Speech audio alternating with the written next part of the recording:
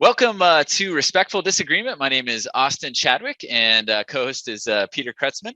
And we really appreciate the feedback on the previous episodes on our disagreements and discussions on estimates and no estimates. And today we'll be diving into mob programming and efficiency. And but before we get to the assertion and debate for the day, let's just go back over the ground rules. And it's always good, just a reminder to, we're seeking to care personally, but challenge directly, and stick to the top parts of the pyramid where we're, refutation, counter argument, as opposed to name calling or ad hominem and things like that. And I guess the one thing I'll point out for today that's been standing out to me lately in regards to these ground rules is maybe what would be classically called like diligence or perseverance. But I think the trendy word today is grit, and so I think anytime you interact with people or on a team for a while, it's going to get awkward, you're going to disagree, things are going to, maybe miscommunicate and stuff like that. But basically to just keep at it and work through it is, I think, what differentiates great teams and great communication. So anything to add to the ground rules, Peter? Yeah, I just think, along the lines of that grit thing, I think you can filter your grit through, let's see, where are we on the pyramid at this particular point in the discussion? If, suddenly it starts to get heated, are we just a contradiction, or are we actually making a counter argument? Are we just responding to tone, or, and you and I haven't had any issue with this, but certainly this is something that we need as ground rules everywhere that there is public discourse on these controversial topics. What? Mob programming being controversial? All right. Yes, it is controversial. I'm very well aware of that. And so I'll be the one making the assertion and opening argument today. And then basically it'll go, we'll kick it to Peter for rebuttal, and then me to a response to that, and then a final response from Peter. And then we'll close it out. This will be my opening argument. And I will be making the argument that full-time mob programming is efficient. I know very controversial in many circles, and I totally get that. And so in detail, it's in cross-functional software development, and I'll define these terms. Mob programming is more efficient and cost-effective than traditional solo development. And for me, myself personally, I feel like I switch between two different hats. There's like moderate Austin, and then there's like extreme Austin.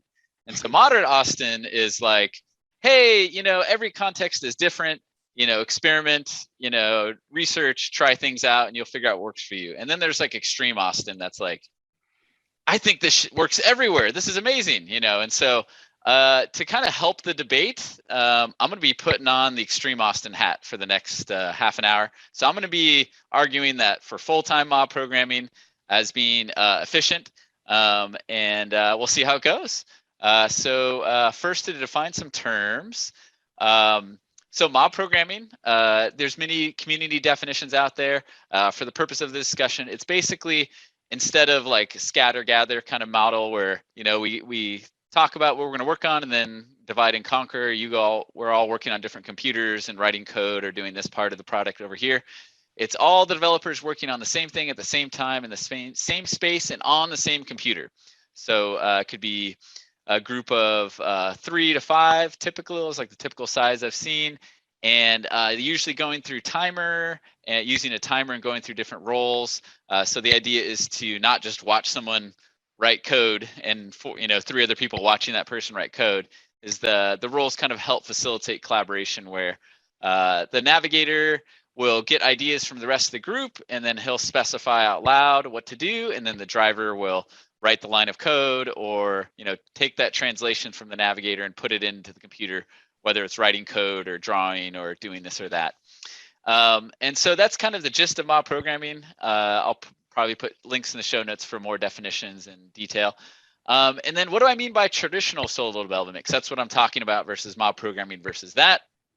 So the big one out there is asynchronous code review, at least in many shops, is kind of like the standard. And I'll go into defining that more, but that's basically where people work in solo, and then they submit their code for review, and then someone else will look at it and send them feedback, usually asynchronously over like a chat or some sort of website tool, like GitHub, pull request or something like that. There's also the little to no code review, which is just where people writing code in solo and they ship it to production with little to no code review. Until there are merge conflicts, right? Yes, until there's a merge conflict. Yeah, nice. And then there's this adaptive dev process to mitigate downsides. And so that's someone, in my interpretation of this, is someone blending, adapting different styles of programming for different needs in the situation. Yeah, so I'll jump into the next set of terms. All right, so I'm not going to dive too deep into these terms here, but I just wanted to put them up on as a slide so we can refer to them later, but I'll touch on a few of them verbally. And that's basically the distinction between resource efficiency versus flow efficiency. So usually when people hear mob programming, they think of it as being incredibly inefficient from a resource perspective because, oh man, those people could be off busy individually working on their own.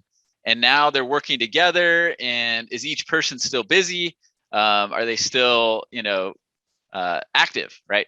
And then there's flow efficiency, which is efficiency from the perspective of the whole team or the whole system or the whole organization that's delivering a product, right? And so that's where you're measuring not necessarily an individual person, but the ability to take something from ideation or starting work and delivering it into production kind of thing. And then there's cycle time and throughput, where cycle time is the amount of time per unit, for example, elapsed time for feature, and then throughput's kind of the flip on that, which is features per elapsed time, and then work in progress. And so these are the kind of terms I'll be thinking about when I'm talking about efficiency later on. And then in my assertion in the argument was the context. And the context was a cross-functional software development. And the reason why I highlighted that was because the product you're making is complicated enough that it involves multiple people or multiple perspectives.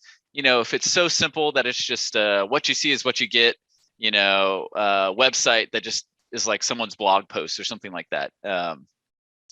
It doesn't take a lot of thought or creativity or engineering to get the job done. That's not really what I'm talking about for mob programming. It's something that's like, see if you see here in the picture, development, operations, QA, security, front end, back end, cloud, delivery, anything that takes all those different skill sets to get a product done. And it usually takes multiple people. And so I'll be at least highlighting for part of the discussion code review. And so this is what I typically have seen for code review in my experience. And of course, people's experiences can differ wildly. But this is what I mean by process of code review. And this is pretty typical typically what it's been for me whenever I've been a part of a team that's doing it this way. And, so it's basically where, so we have Emma and Luca here, right? And so Emma starts on a ticket and she codes it up to a certain degree and then asks someone to review that code. But then she passes it to someone else to review, but someone else is busy working on something else. And then when they free up, then they'll code review that ticket and then send them feedback. Well, by that time, she might be working on something else at that point. And so what it kind of creates that I wanted to highlight is three things: handoffs, task switching, and multiple things in progress at the same time. And so if you look at it from Emma and Luca's perspective of being busy, yeah, they're definitely very busy with, tickets and meetings and et cetera. But if you look at it from ticket one's perspective, there's a lot of time where ticket one is not being worked, and that's all this gray time at the bottom of the screen. And so basically the lead time increases for ticket one. There's more handoffs, so it's going between two different developers. In my experience, I've been in code review processes where it needs to go through at least 3 or 4 other people because it needs to go through their specialty and get their review before the code is ready to go. And so there's definitely handoffs, and there's task switching going on. And so when Luca stops ticket 2 to work on ticket 1, he's task switching from this context to another context. And then, yeah, work in progress. Obviously, there's lots of things in progress at the same time. And so the basically the argument I'm going to make today with the extreme Austin hat on is whatever has less handoffs, task switching, work in progress, and waiting has better cycle time. So cycle time from the work getting started until it's done. If you eliminate the handoffs, the task switching, the work in progress, the cycle time is going to be undoubtedly better, at least in my experience. So instead of them working apart, they work together, they work through their issues. There's no waiting on that collaboration, and ticket one gets done faster, so to speak. So they're able to introduce change into the system faster, reviewed change into the system. And so mob programming inherently has less of those things, handoffs, task switching, and waiting. And so inherently, mob programming has better cycle time than code review. And this is purely a kind of like lean efficiency type argument. I'm not even getting into quality, which would be a whole nother probably episode about mobbing and quality versus other ways of doing it and long-term effects on efficiency. So that's kind of the argument gist. And so mob programming is very young. And so there's not a lot of data out there as far as like statistical studies or, universities or, groups doing industry level data and comparisons among hundreds of teams doing different practices. So mobbing's young, it doesn't have that yet. But I just wanted to share at least some sample data. And I get, yes, it's very anecdotal, and yes, it's not scientifically done by an external body and that kind of thing. But I just wanted to highlight that some teams have ran experiments where they explicitly measured throughput and cycle time and work in progress and compared in a kind of apples to apples comparison type way, like, okay, so this was the team working in solo with code review, and what was their throughput and cycle time and work in progress? Okay, now let's compare it with when they mobbed, what was their throughput cycle time? And so Dan Puckett is someone who's ran several of these experiments, and in the show notes, I'll put the detailed data that he gathered. But here's a high level summary statement of that, which was they saw drastic improvement in cycle time, huge reduction in work in progress, because when you mob, it basically turns into one work in progress of one, and a slight improvement in throughput. And the other add-on was 100% decided to keep mobbing. So that's basically kind of a opening argument to get the discussion started. And I will kick it off to a couple of clarifying questions, if you could go back just for a second. Sure. One, you said mob programming is still young, and lots of things are still young in this industry, of course. How long is for example, the company that you're working at been doing mob programming? Yes. So it's actually, that's a very good point. And it's not young where I'm currently doing it. So I've been doing it 3 years, but the place where I have been mobbing 3 years has been doing it for 10 years. But statistically, most companies don't. And most being like in the high 90s or something like that. And so there's not a lot of people doing it. And so I don't think it's gotten the attention of all the people and groups that run those kind of studies. And I myself don't know how to do those studies. Okay, but 10 years is not what I would consider in this industry to really be young. And it's been certainly, the book that was written on it by the kind of the founder of mob programming came out, I believe, 6 years ago, 5 Sure. years ago, something like that, 2016. Yep. And so it's been around. It's true. It has been around in that way. Yes. The second thing is where are the results of these studies, such as with all their flaws or weaknesses or whatever, with their ground rules, their assumptions, the way they gathered the data, which stories they picked? Where is that written up? Yeah. So in the show notes of this YouTube video link, it has a link to at least one of the teams. It has like, oh, here's how we conducted the study. Here was the results and the different measurements. And then here was the team's thoughts before and afterwards, or something like that. So yeah, again, it's very anecdotal. One team, or at least in the data cited in this link, it's one team. In this video, Dan references other teams, but all that data hasn't been publicly released yet. But I have the data I do have that I can share. I have. Well, you have some numbers, without a doubt, and we've seen these numbers, and you and I have talked about this obviously beforehand.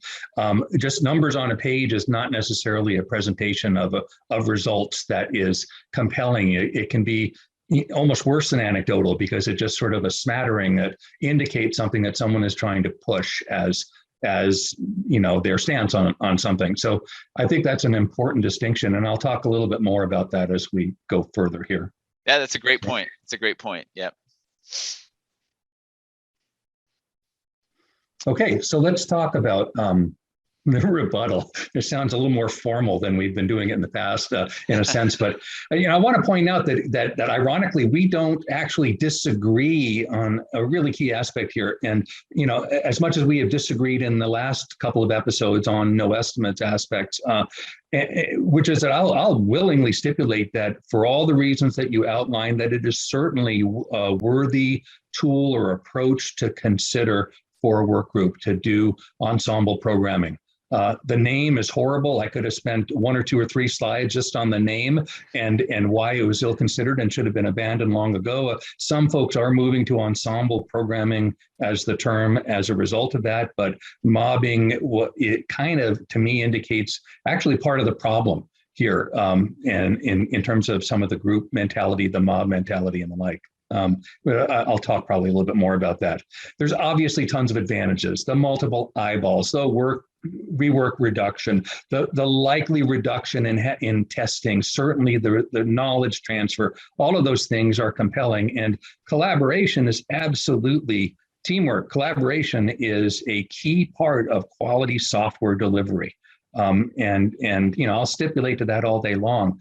Why does mob programming still give me misgivings? Well, that's what I'm about to talk about. And in a nutshell, it's the extreme Austin that I want to have the fight with, in a sense, which is, mobbing 100% of the time, which is often what folks actually gravitate towards. Well, if you do it this way and it's really good, let's turn up the good, let's do it all the time. Really lofty claims for the results, and kind of the reluctance to consider, carefully respond to the obvious objections that anybody that you tell about it, who has been in the software industry, the first thing that comes to mind is a couple of really key questions, and I'm about to talk about those. But those aren't always respected or responded to. And sometimes they're almost outright mocked. Like, how could you even be asking that? Don't you believe in teamwork? Don't you believe in collaboration?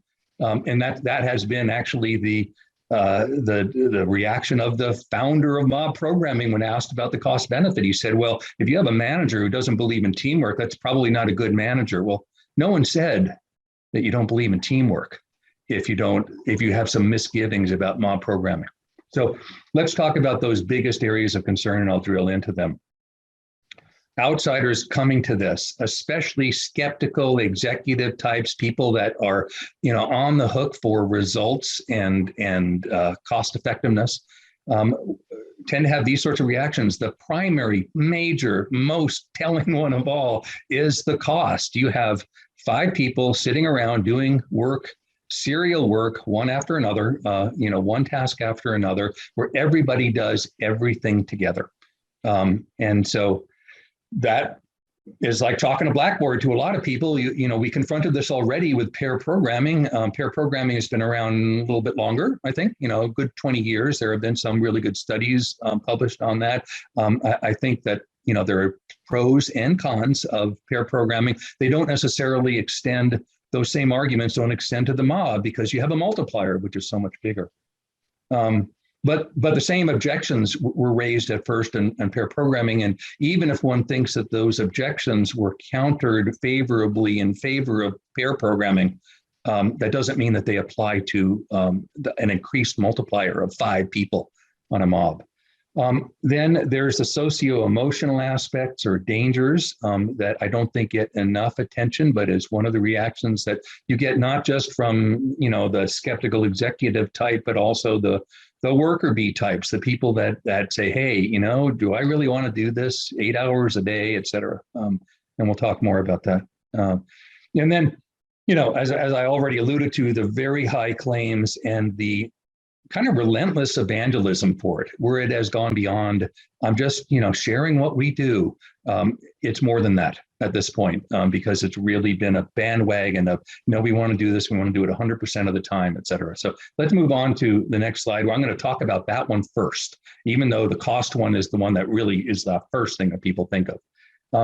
So Extraordinary claims require extraordinary evidence. This is Carl Sagan, I believe, is the originator of this. It even had an acronym, which I wasn't aware of until I Googled the phrase recently, is ECRI. Extraordinary claims require extraordinary evidence. The claims being made for mob programming, and these are taken from mob advocates. The left-hand one comes from a video that was promulgated on mobprogramming.org, showing an actual, session here. And you can see in the caption, using this technique, the team has achieved 10x productivity.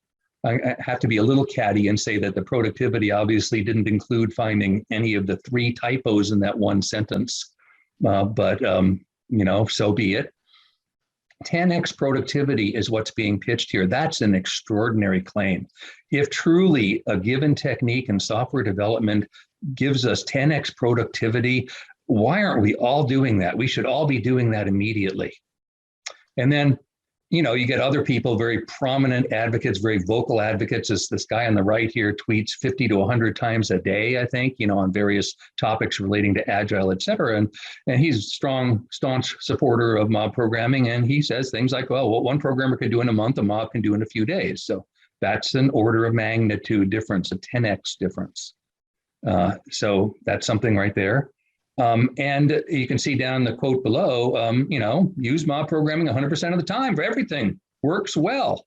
Everything can be used, no matter any story, no matter how small, better done on the mob. And so that kind of evangelism doesn't do the mob programming case any favors when you're looking at people who are skeptical. Evangelism of mobbing pushes that 100%. One of the things which always gets me, especially as we're about to talk about cost, is how big is the mob? And, people are talking about that, and it's always on, well, this is what's optimal. This is what seems to work. But people mention things like 15 to 20 people, and they mention that laudingly. Yeah, this was great. We had 15 to 20 people, and everybody contributed. One guy said, well, we had 14 people in the mob, but, one person piped up and saved us a whole week worth of work. So is there a threshold to that? What is the threshold? Should there be a threshold? Does it matter at all? Is there any sort of sense of cost effectiveness there? As I've already talked about, the evangelism, the hyping of the mob mentality, literally there's a podcast that you may be familiar with, Austin. And by my count, and it may not be strictly accurate, but I did a rough count, about 140 episodes in 2.5 years. And that's a lot. That's, basically about one a week, a little more than one a week. And so it's gone beyond just, let's just share what we do, into here are all the things in why you should do it and how you should do it, et cetera, et cetera. It's kind of more prescriptive than just descriptive at this point. And then finally, as we just saw, the tendency, we all want to glom on to things that prove our case. And when we glom on to unpublished studies done by someone who is a staunch mob programming advocate, and the study hasn't been published with, the assumptions that were behind it, et cetera, that's something that raises eyebrows, right? And that's executives are used to being pitched constantly, sold constantly, and they're impatient when they don't have just a basic case laid out for what people should do. What are the pros and cons of the particular item? They want to see the specific points of the argument laid out, assumptions, base facts and measurements, the counterpoints addressed, et cetera, and a point counterpoint. And what they don't want to see is just a testimonial on how great something is. And so that's what kind of comes out from a lot of what's happened here. And although I think Dan's work is great and really interesting, go back, please. Yeah, thanks. It's still something that by the whole fact that he hasn't published it after doing it for more than 2 years, by his description, he hasn't published any results in any kind of scrutinizable way. And the question is, why not? Why not? And so it's more than just appearing on a podcast and having, a document in the show notes. Okay, let's go on here. Trying to be aware of my time. So let's talk first about cost. And the analogy I always trot out, Austin, you've heard it till you're probably sick of it, is the helicopter for my commute. Why don't I take a helicopter back when people did commutes, right? I haven't left the house in 2 years, but when I did commutes, why didn't I just do a helicopter? Helicopter takes me straight there. The helicopter is much faster. It may be posher than the 16-year-old car that I drive to work or whatever.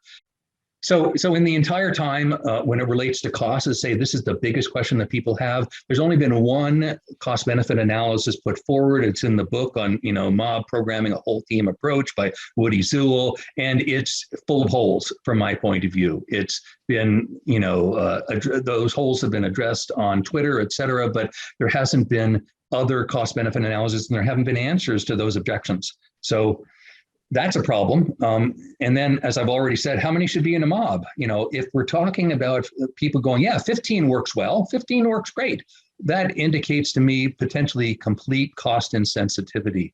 A helicopter type approach. I'll just use a helicopter. Another analogy I always trot out is my supermarket has 10, lines for checkout. They only have 2, 3, 4 open at any one time. Why is that? Why don't they open them all? It would be better for the customers. It would be better for the employees, less stress, faster throughput. Why don't they do that? And the answers are obvious, but we have to be cost sensitive about some things here. And it isn't just anything goes and we'll just do whatever, makes us feel good. The serial work on all tasks, I think someone needs to argue this with specific examples, and I haven't seen it. Does everything a developer do really benefit from collaboration and full group? Are there no tasks whatsoever that can't just be done by somebody working off on their own, where you could have 3 people doing 3 different tasks and you can come together and you have to do everything one by one? And then quickly, because I know I'm running a little out of time, groupthink.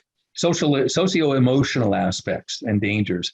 Groupthink, whatever a group, there's a reason if you look up what a mob actually is, it describes, quote, it describes how people can be influenced by their peers to adopt certain behaviors on a largely emotional rather than rational basis.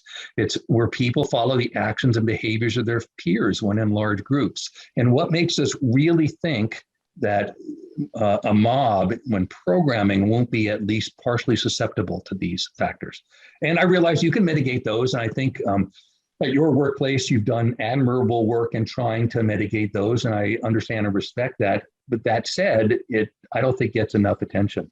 The alpha wolf influence. I've been around an awful lot of developer groups where there is one, it's always a guy. It doesn't have to be a guy, but it tends to be a guy who just, wrote half the system, spearheads everything. His word tends to go, and everyone else kind of nods and just tries to keep up a little bit. And so that's a danger there.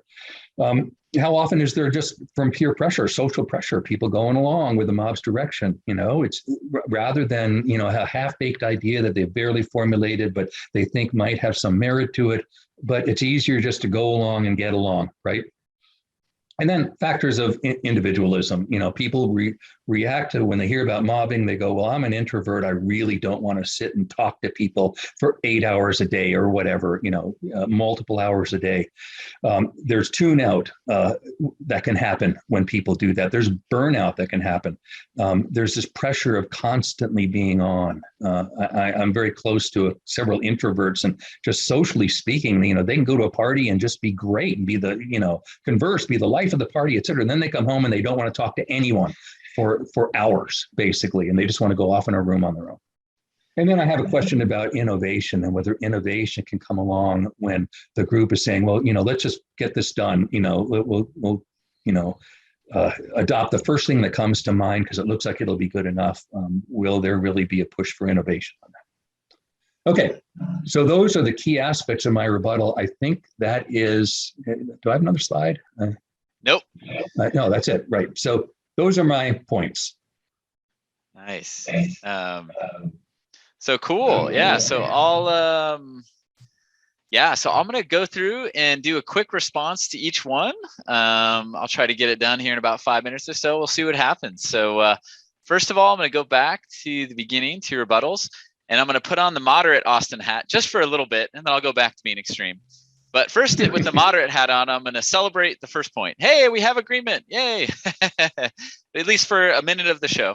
That it's a worthwhile approach to consider for certain times and situations. And the days of the week where I'm feeling more like moderate Austin, I'm like, yes, you're right. Do other types of work when that makes sense and best for your context.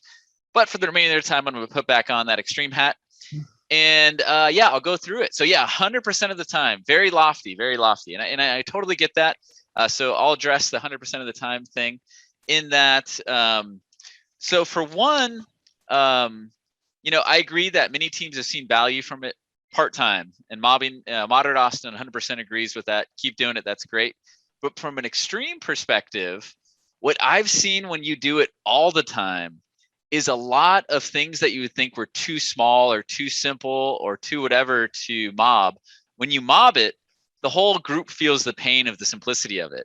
And then the groups usually tries to automate it, or usually tries to decouple from the simple task, or usually finds a way to optimize for the system, where when you're doing it by yourself, you just grunt it out. It's just a simple task. I'm just going to do it. And so I'm not going to be here to defend some of the extreme claims like 10x productivity and things like that. But what happened in some of those groups that claimed those things was that, you had people working in silo, making websites by themselves. And when they got together and started mobbing it, they realized the duplication that was happening. And then they wrote a generator of websites, and so basically they went from a year to generate a website to, after they made the generator, it would just take a day and they'd whip out a new website based off of database schema or something like that.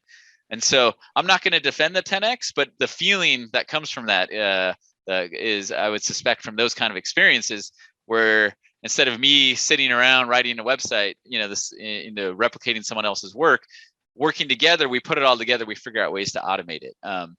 So that's the reason why I would say it's at least a worthwhile experiment to try mobbing 100% and see what kind of results you get. And so 5x cost, 0 on all work. So socio-emotional aspects, I think I'll go to your next slide for that one here. So this is like the groupthink, the alpha wolf, etc. And like you said, there are mitigation ways to mob. So I think if you just throw a group of people together without guidance or without someone that's done it before, there's a good chance they're going to run into a lot of these problems. But if you have someone who, like with any discipline, who has experience and can kind of, help the group collaborate and get through these problems, you really establish that radical candor and upfront. So like, I have an idea, but please show me what's wrong with it. And everyone is just sharing and disagreeing and getting their things out on the table.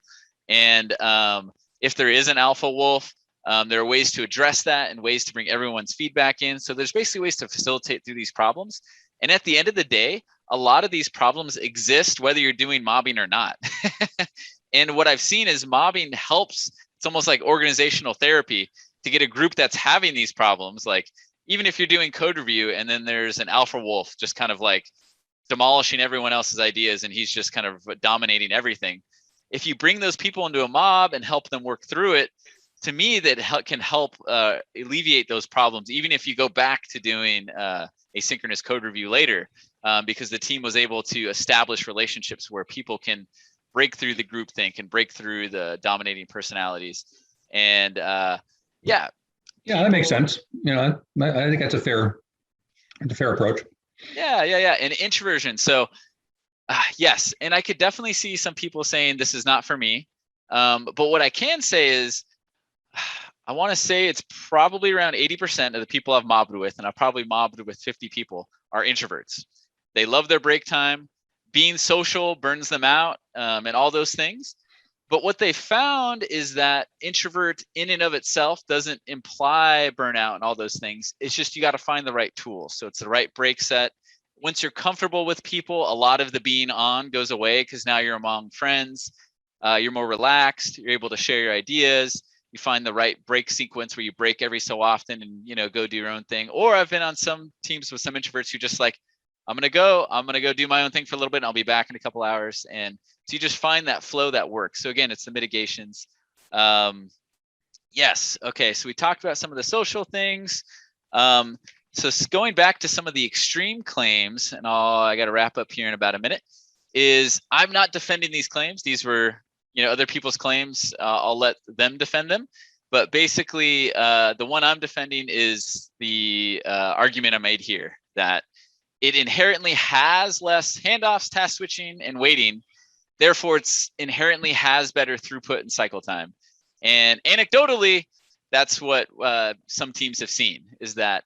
And the cost, and this goes right back to the cost thing. So this is terribly expensive. These 5 people could be working individually.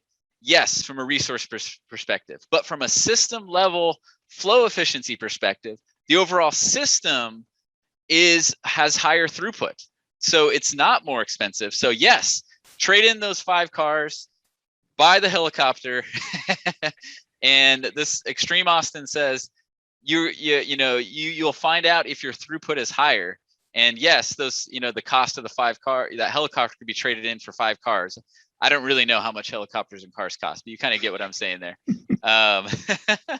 And I think I'm probably missing something else, but that's probably enough for now. So I'll kick it back to you, Peter. Yeah, I mean, it all comes down to, your slide there about cycle time. Cycle time is easy, right? I mean, so you take, I'm just throwing out numbers here, but say you take something that would take a single developer, 5 days to do, and the mob does it in 2 days, right? Same vastly improved cycle time, hurrah. And that's Dan Puckett. That's the first thing he mentioned, was the vastly improved cycle time. Well, okay, but you did that at a cost of 5 times 2 instead of just the 5 for the one developer doing it. And so I think there's lots of other considerations that need to be made besides just cycle time. Your slide does not here, I will note, you inserted it in your verbal remarks. It does not say throughput, right? Yes, and yes. Not to quibble, but the whole issue is whether the throughput is better. And I don't know if it is. And I have numerous reasons to believe that really, how can it be? Can it really be that much better that this one team of people working together will have better throughput than the 5 individual tasks that they could each accomplish? I don't know. Dan Puckett, again, I admire the way he went about it. I think that there are some questions and flaws. For example, he and this doesn't come out without a write-up, right? He had these teams, a sort of self vote, right? They decided they wanted to participate in the study. B, most importantly, they chose particular tasks to mob, and the particular tasks are collaborative ones. And they didn't just pick everything, they just chose the ones that would benefit from high collaboration.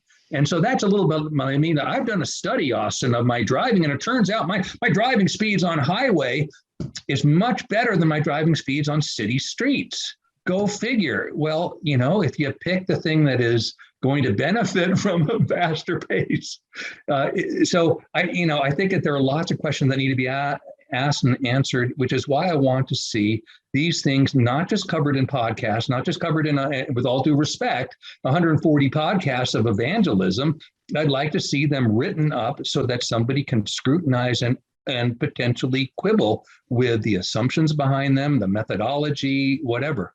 I haven't seen anything that really, to me, holistically indicates that there is an improvement in throughput. And I've looked at Dan's, data, et cetera, but it's very fragmented and it's really difficult to tell. So not to quibble, again, I admire, he at least is trying to figure that part out. And I admire that greatly. But I don't think we're there yet. I think there's a lot more that needs to be done. And above all, what we don't want to do is dismiss the question. We don't want to have, somebody saying, well, gee, when you ask me about cost benefit, a manager who doesn't want to believe in teamwork, that's not a very good manager. That's the skewed evangelist response, not the one of a logical thinker. Yeah. So, maybe we're getting into our wrap up here. So maybe I'll go to that slide. Let me just say one more thing. Please. Two more things in rebuttal, if I can. The automation.